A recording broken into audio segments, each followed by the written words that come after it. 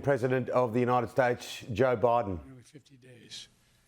Beginning this morning, under a deal reached by extensive U.S. diplomacy, including numerous calls I've made from the Oval Office to leaders across the region, fighting in Gaza will halt for 4 days. This deal also is structured to allow a pause to continue for more than 50 hostages to be released. That's our goal. This morning, I've been engaged with my team as we began the first difficult days of implementing this deal. It's only a start, but so far it's gone well. Earlier this morning, 13 Israeli hostages were released, including an elderly woman, a grandmother, and mothers with their young children, some under the age of 6 years old. Separately, several Thai nationals and Filipino nationals were also kidnapped by Hamas on the 7th. They were released as well. All of these hostages have been through a terrible ordeal, and this is the beginning of a long journey of healing for them. The teddy bears waiting to greet those children at the hospital are a stark reminder of the trauma these children have been through, and at such a very young age. Jill and I, Jill's with me here, keeping them all in our prayers today. Today has been a product of a lot of hard work and weeks of personal engagement. From the moment Hamas kidnapped these people, I, along with my team, have worked around the clock to secure their release. We saw the first results of this effort with the release of 2 American hostages in late October, followed by the release of 2 Israeli hostages. I've consistently pressed for a pause in the fighting for 2 reasons: to accelerate and expand humanitarian assistance going into Gaza, and 2, to facilitate the release of hostages. And over the past several weeks, I've spoken repeatedly with the Emir of Qatar, the President Sisi of Egypt, and Prime Minister Netanyahu of Israel to help secure this deal, to nail it down. And I want to thank all 3 leaders for their personal partnership to get this done.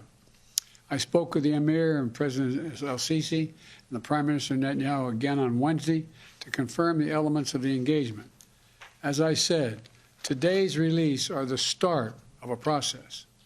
We expect more hostages to be released tomorrow, and more the day after, and more the day after that. Over the next few days, we expect that dozens of hostages will be returned to their families.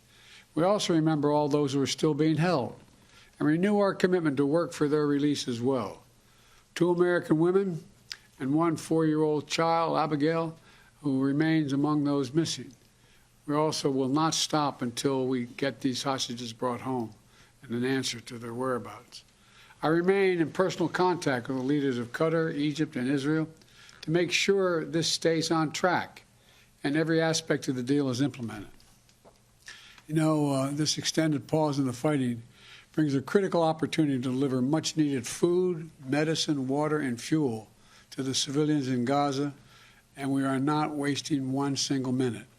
Since my trip to Israel last month, I've been focused on accelerating the delivery of humanitarian assistance to Gaza in coordination with the United Nations and the Red Cross. I just spoke with my special envoy for the Middle East humanitarian issues, David Satterfield, for an update.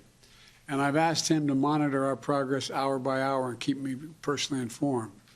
From the beginning, we put in place mechanisms to prevent Hamas from diverting these supplies. And we're continuing that effort to make sure aid gets to the people who need it. More than 200 trucks arrived at the crossing point in Egypt into Gaza today. These trucks carry food and medicine, as well as fuel and cooking gas. The fuel will be used not only to power the trucks delivering this life-saving supplies, but for desalinization, for water wells, for hospitals, and for bakeries. And hundreds more trucks are getting in position as well, ready to enter Gaza over the coming days to support the innocent Palestinians who are suffering greatly because of this war that Hamas has unleashed. Hamas doesn't give a damn about them. We also look to the future. As we look to the future, we have to end this cycle of violence in the Middle East. We need to renew our resolve to pursue this 2-state solution where Israelis and Palestinians can one day live side by side in a 2-state solution with equal measure of freedom and dignity. 2 states for 2 peoples. And it's more important now than ever. Hamas unleashed this terrorist attack because they fear nothing more than Israelis and Palestinians living side by side in peace. To continue down the path of terror and violence and killing and war is to give Hamas what they seek. And we can't do that. So today, let's continue to be thankful for all the families who are now and those who will soon be brought together again. I want to once again thank the Emir of Qatar, President Sisi of Egypt, and Prime Minister Netanyahu for their partnership to make what we've done so far possible, and for their continued leadership as we all keep working to implement this deal. And over the coming days, I'll remain engaged with leaders throughout the Middle East as we all work together to build a better future for the region, a future where this kind of violence is unthinkable, a future where all children in the region, every child, Jewish, Muslim, Christian, Israeli, Palestinian, Arab, grow up knowing only peace. That's what we do. We're waiting now. It's just a matter of, I thought, maybe even as soon as by the time I got here. But in the next hour or so, we'll know what the second wave of releases are. And I'm hopeful that it's as we anticipate. So thank you all for listening.